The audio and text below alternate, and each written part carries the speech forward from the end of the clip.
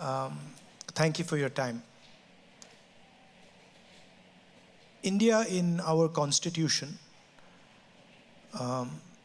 is defined as India, that is Bharat, a union of states. So these states, they have got together and formed India or Bharat.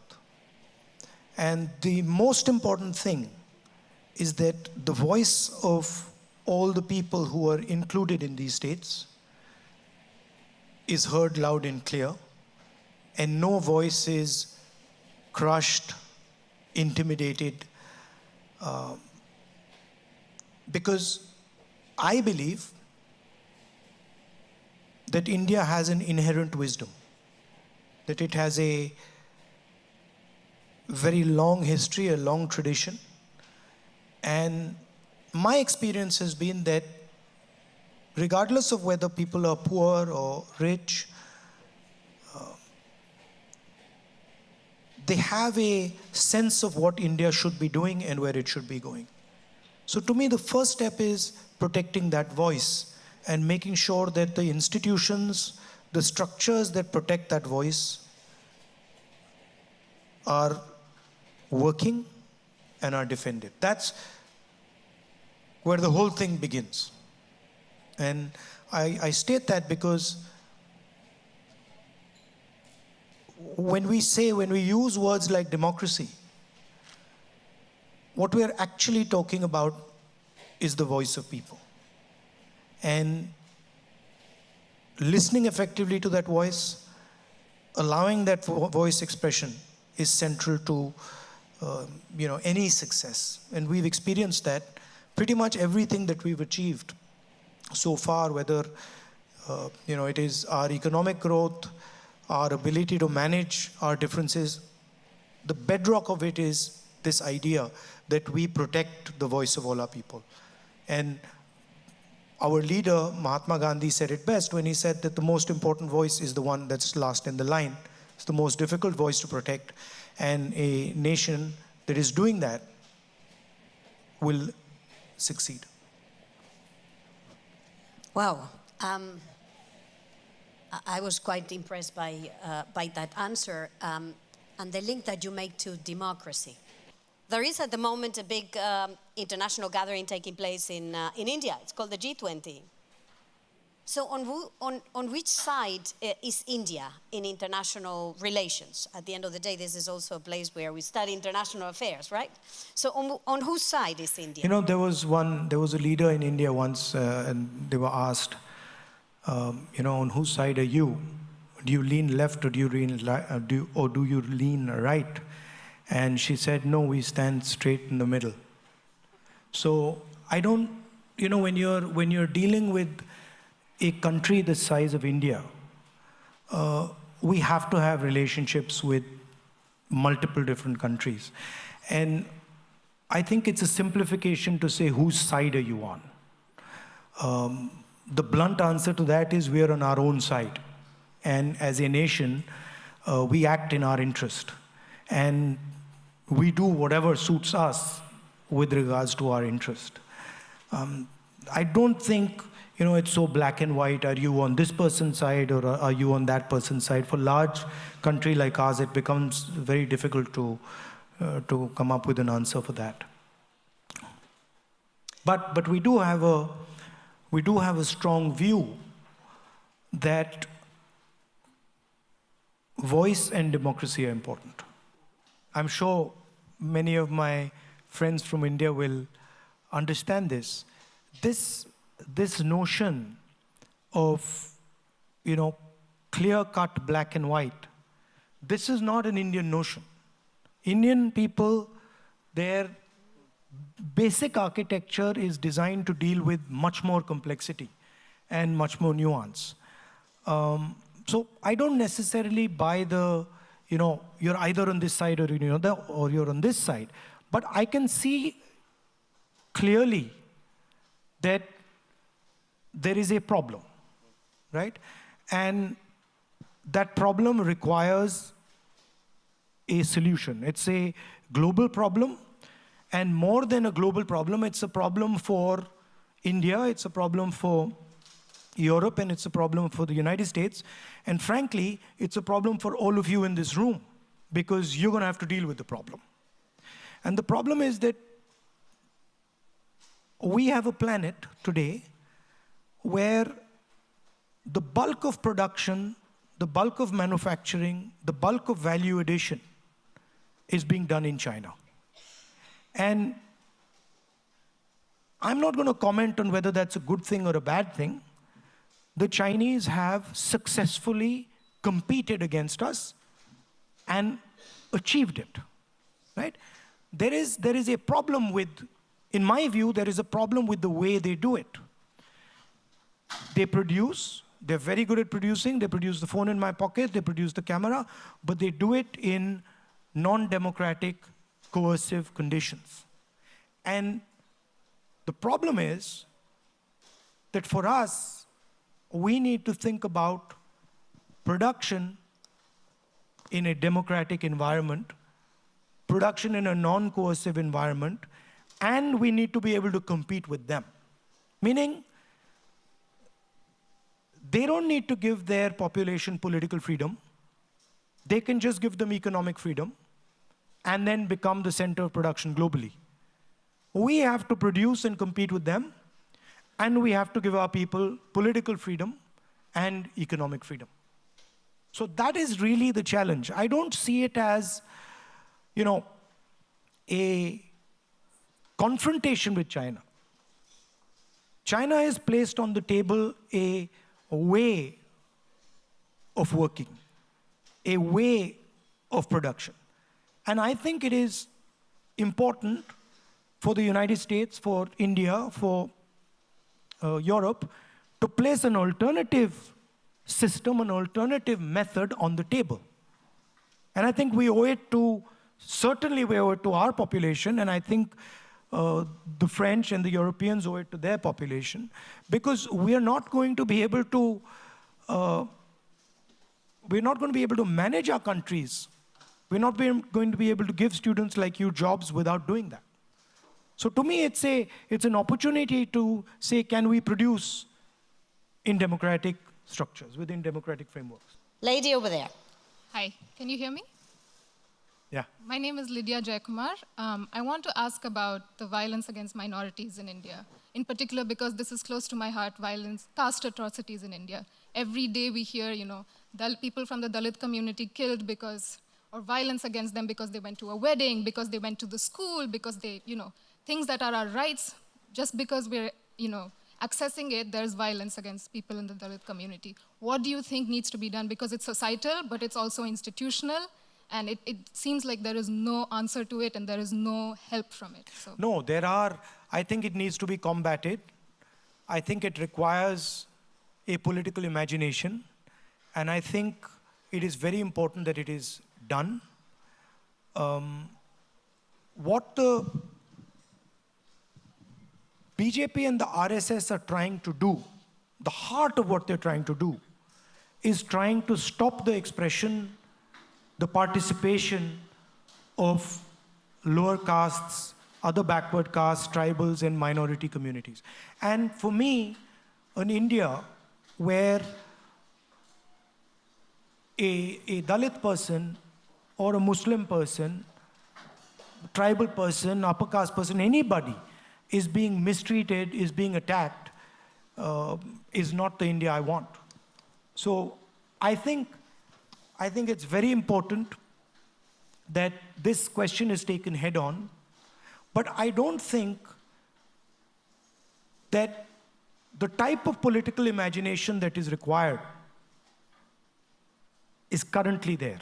It ebbs and flows. So you have these movements, you have this expression, and then they ebb away. And I think we're at one of those points where they've sort of ebbed away, and we need to reconstruct the political imagination that will, solve the problem you're talking about. For me, this is the central problem in India. This is bigger than any other problem.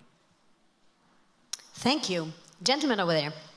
Hi, thank you for the conversation. My name is Tanishq Saha, And I guess I had a question related to a term you used earlier on in the speech, Bharat. And there is a lot of discussion going around social media right now with a potential renaming, rebranding, whatever you might call it. But does this kind of change of a more popular name? We all know India has been named Bharat since its inception, but is there a point or some value to be derived in changing this name in the international perspective, in the weight we can bring to discussions, to be on our own side as you speak?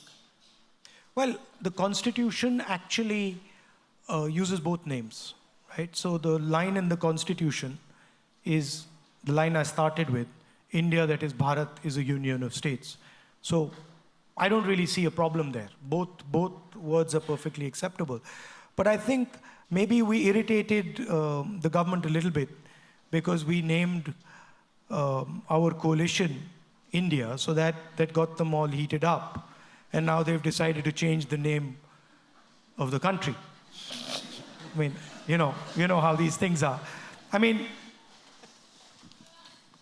we could always give our coalition a second name as well. So, I don't think it'll solve the purpose. But people act in strange ways. What do you think about it? I personally believe it might not be the best thing to focus on right now, especially given that the country is at the lens, it's at the focus of this big summit that's taking place. World leaders are there to discuss so many different issues. I found that it could have been something that could be tabled for a later moment if it was necessary, and I don't know, focus about issues inside and other issues. You're right, but there is something deeper that is going on, which is that people who want to change the name of anything are basically trying to deny history, right? The fact of the matter is, whether we like it or we don't like it, we have a history. We were ruled by the British. We fought the British. We defeated the British, right? I'm sure the English don't like it, but English is spoken by more Indians than English people. It's our language, more than theirs. Right? And we speak it in our own way. We twist it and we turn it maybe in ways they don't like. So the English that is spoken in India is actually a different expression, right? That is spoken in England. Embedded in that English is a huge history, a lot of pain, a lot of happiness, imagination, struggle. Those things are embedded. And the people who want to change the name want to erase that. They don't want that the history of our country is known to our future generation. It disturbs them, right? I believe that we should accept our history. If we were ruled by the British for 100, 200 years, okay, we dealt with it, and let's move on. So it's a deeper question. Thank you. We're going to go up there. Hello, my name is Lydia Bilali. I am a student here at Sciences Po. And for the past 3 months, I've been interning as a research intern at the German Institute for Global and Area Studies on a project that focuses on the weaponization of anti-fake news laws in South and Southeast Asia. And I've been researching a lot of dozens and dozens of cases of journalists in India that have been targeted and silenced and punished by using the Indian Penal Code. So with this consideration, my question is double. So firstly, how can we continue justifying and saying that India is the largest and biggest democracy in the world? And two, what is the opposition doing to help these civil society members? Thank you. I mean, I walked across the country 4,000 kilometers. to raise some of these issues. What you're saying is absolutely correct. There is a tendency now to intimidate, to threaten, not just members of civil society. I have 24 cases on me. I've got a criminal defamation judgment against me. The first time in Indian history that somebody has been given the maximum sentence for criminal defamation. Very convenient that I needed the exact number of days that they gave me to be disqualified. So we are dealing with this issue. The democratic expression is deeply embedded in India. And the fight to keep the democratic structure of India alive is ongoing and very vibrant. We are part of that fight. Now, when that fight is over, if that fight is over, and the other side wins, then I would agree with you. But that has not happened yet, and I do not think it's going to happen. We are going through a process. We are going through turbulence in our democratic structure, and there are millions of people, I'm sure many, many youngsters in this room, who really believe in that democratic structure and are going to defend it with everything that they've got. So it's a fight, and I think it's also an opportunity to rethink and to reimagine our country. There are many things that can do with improvement, and I think this is an opportunity, this is a test that many countries go through, and I think we'll come out just fine in this test. Gentleman up. Hi there, yes. So I am a master in social policy here at Sciences Po. While it might not quite look it, I'm actually also part Indian, and over this past few years, it's been particularly scary to see many of my friends and family members back in India become radicalized by Hindu nationalist rhetoric. My question to you is, if your coalition gets elected, where exactly do you see yourself placing the role of Hinduism in a post-BJP India? And how concretely do you propose dismantling or perhaps even transforming the legacy of a religious zeitgeist which has captured the hearts and minds of so many Indians today?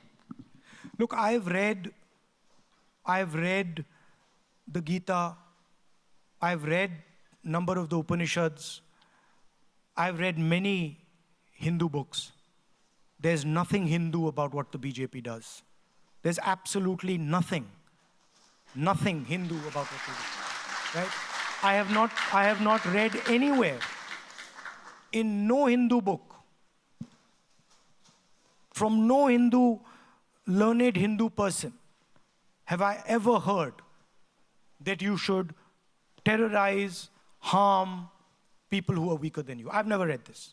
So this idea, this word, Hindu nationalists, this is a wrong word. They're not Hindu nationalists. They are nothing to do with Hinduism. They are out to get power at any cost, and they will do anything to get power, and they will do anything to ensure that the Indian caste structure, the social structure of my country is not threatened. They want dominance of a few people, and that is what they're about. There is nothing Hindu about them. Thank you. Very clear. Gentlemen. Hi, thank you for being here. My name is Zaid Wahidi. I'm a lawyer based in Paris. My question is about the opposition's narrative for the next election. And I saw that Ms. Sonia Gandhi wrote a letter identifying 9 points to the Prime Minister. Is that the opposition's pitch? Because as a minority, of course, it's important for me to have the Pyar ki dukaan in a Nafrat ka bazaar. But is there another issue, or are there certain issues that you have identified that will perhaps build more consensus with even the majority community and get you where you are, where you want to be in 2024? When you see the people on the stage in the India coalition, you must realize that more people from the majority community vote for us than vote for the BJP. 60% of India votes for us. 40% of India votes for them, right? So this idea that the majority community is voting for the BJP, this is a wrong idea. The majority community actually votes more for us than they vote for them, right? They do polarize society. They divide society. They spread hatred in society. And that is their mechanism. They also happen to have very good relationships with the most powerful, richest crony capitalists in the land, who finance them, support them, help them do what they do. And so this is the architecture that stands behind the BJP. The idea that Mr. Narendra Modi is orchestrating this thing is a gross simplification. Mr. Narendra Modi is an instrument of the architecture. And I'm pretty confident that the RSS can get rid of Narendra Modi in 5 minutes if they want to, right? It is a structure that is doing this. And that structure is now a threat to Indian democracy. So we are committed to fighting that structure. What are the broader elements? The first thing is the gross inequality that is taking place in India, right? Few business people who are billionaires. The third richest person on the planet was Indian, and 90% of India going back into poverty, right? So that's the first thing.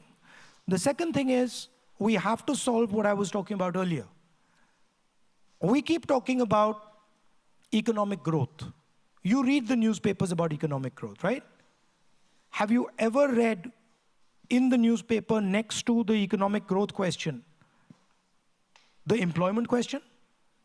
Has anybody in the newspaper said, wait a minute, we are growing at 7%, 8%, but we have the highest unemployment rate in 40 years?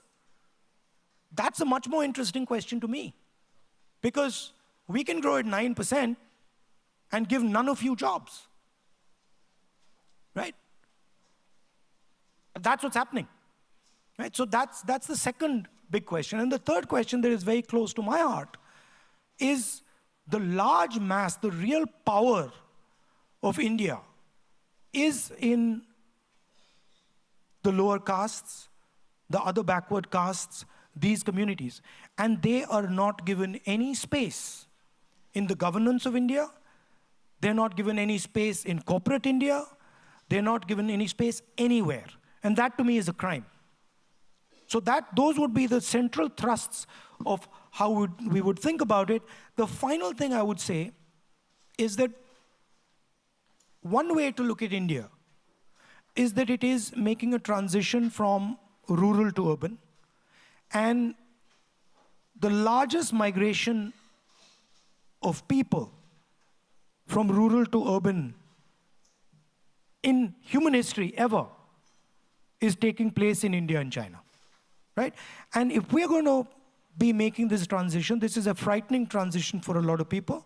So we need to give them the basic minimum architecture to make this transition safely. What does that mean? That we spend a serious amount of money on education, we spend a serious amount of money on healthcare, that government does not abrogate responsibility for healthcare and education, and that we provide a minimum floor where India commits to all its people that no matter what happens, you can simply not go below that floor. We will give you a minimum income below which no matter what happens, you're not going to go. But when I talk to students, especially the Indian students here, and the students who are not from India, the injustice that the caste system in India does, the pain and trauma that the caste system in India causes, is beyond anything I know anywhere else in the world. And so I see my politics as challenging the idea that there should be this caste order in India that there should be this permanent hierarchy in India, and that some people, should have access to all the institutions, all the structures, and other people should just live a life of poverty and misery. So this would be the framework that the Indian coalition would be talking about and thinking about. Thank you. Gentleman over there. Thank you, ma'am. And by the way, when I said minimum floor, I didn't only mean financial floor. So I think the idea that 200 million people can feel uncomfortable in India today, or Sikhs can feel uncomfortable in India today, I think that is a matter of shame for us. And I think that needs to be corrected. And there are minorities who feel that way. There are lower caste people who feel that way. There are women who feel that way. And so we are very strongly committed to this.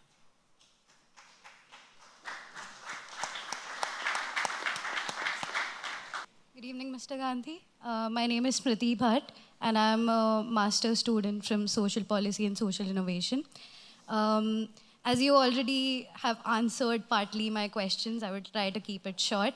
The place in Delhi which is being, where people are being mobilized in lieu of G20 is Badarpur, where you plan to go. The slum? G20. Yeah, okay. Where they have been, the slum been broken. Yeah. You plan to go there, so I'm just like letting you know the name of the place. They'll be very annoyed with you, by the way. It's okay. Yeah. It's okay. In all honesty and humility, I wish to ask you if there is a defined secularism or a future of defined secularism in the country. If the party comes to power in the next elections, how do you specifically counter the hate and the chest thumping that has happened in the past few years regarding religion and education? And you can choose to answer whichever. You know,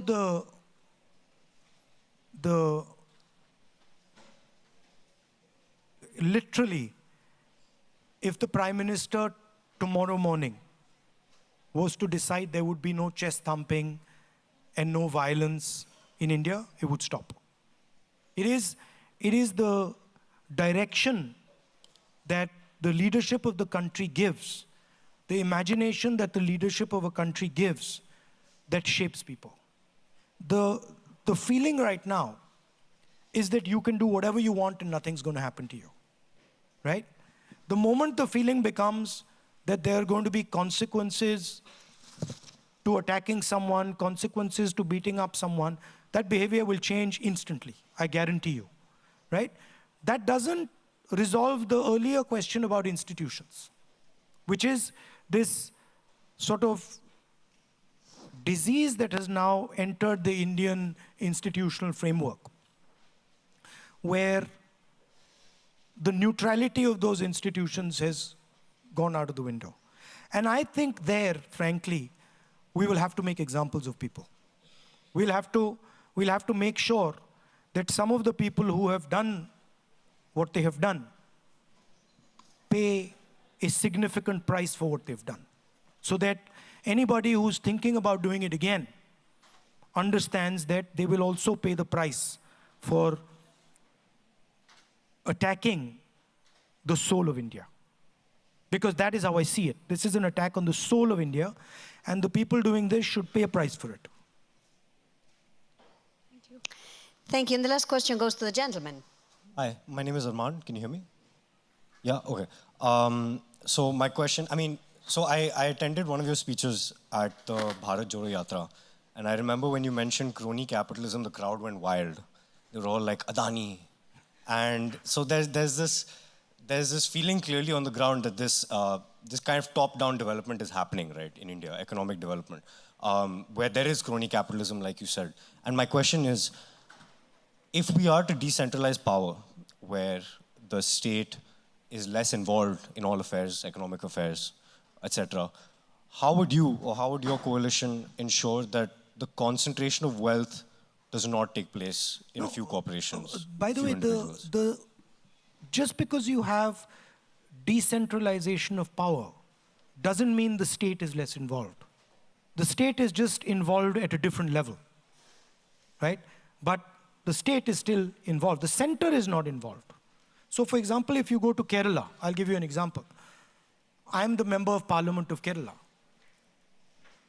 If I want to take any decision in my constituency, I have to speak to the local body people. I can't just, as a member of Parliament, suddenly say, I now am deciding to do this. They'll come to me and say, how did you do that? You have to have a conversation with us. So it roots you very quickly, because they can charge me a price. They can send me the bill, right? So decentralization does not mean that that the state is walking away. The state is just coming at in a different level, right? So what was the second part of your question? So how would you ensure that, I mean, monopolies don't happen in India? Look, what you're having in India today with Mr. Adani is so blatant, and it's completely so over the top, right? I don't think there's any other place where this is going on. The gentleman is in, pretty much every single business, right? As people know, he's manipulating, he's sending money out of India. He's manipulating his stock price. He's using that money to buy Indian assets. It's a big circle, And part of the reason the Prime Minister suddenly got so excited about this Bharat issue is because of the Adani story. Everybody knows it, we know it, that there are very close linkages between the Prime Minister and Mr. Adani. The documentation is available, right? And he's not going to get away with it. Eventually, he's going to be held accountable for it. So it is so over the top that it's completely ridiculous. However, you can have policy structures that seriously affect how you distribute income. I'll give you an example. The GST, right, is a tax on small and medium businesses. Small and medium business has to hire an accountant, has to go through a whole process, which costs him relatively much more than it costs Mr. Adani, right? Demonetization is an assault on small businesses. Demonetization wasn't about black money. It was about breaking the back of small and medium businesses in India to pave the way for an Adani. So how you define policy and how you think about policy, where you put money, fundamentally determines how you distribute it, right? So those things are not difficult to do. Manrega, do you think Manrega distributes wealth? Hugely. Right to food distributes wealth. Supporting small and medium businesses distributes wealth. Developing skills distributes wealth. Destroying small and medium businesses concentrates wealth. GST applied the way it is concentrates wealth. What you did during COVID concentrates wealth. Giving a free pass to every large business guy and forgiving their loans and not forgiving the loans of farmers concentrates wealth. So what you do is very clear. It's not complicated. And we have a history of doing it, Can I have the last So question, as we're coming to an end, I have last I question? wanted to see if you had a recommendation or a parting message for these students. At the end of the day, you're the chairman. This is quite an unfair process here because I've been asked, I don't know how many questions, and I'm not allowed to ask even one question. But that's the nature of the game. So I would quite like to know from the students here.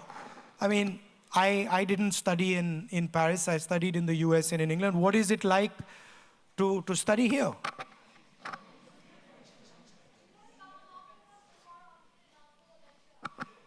No, but I'm going for dinner this evening, I believe. You can come with us for dinner this evening. I would really ask you now to give a huge applause to our guest speaker.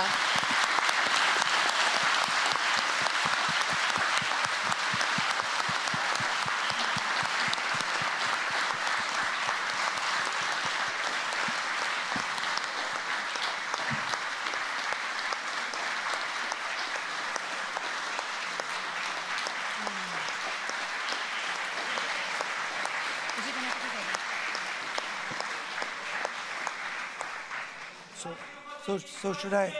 So should I conclude? I think Do you want to know about riots? I think we have concluded, yes. I'll just say 2 words. Please. So just to finish and not to drag it on too long, I see a lot of Indian students here, and I also see a lot of French students, European students, and students from all over the world. I think it's very important that we build a bridge between India and your countries. And I would like to invite as many of you as possible to come to India. Of course, the Indian people come all the time, but the people who are not Indian, to come to India, take a look at what is going on, and seize a lot of the opportunities that a democratic, productive India can bring to the world. Thank you. Thank you.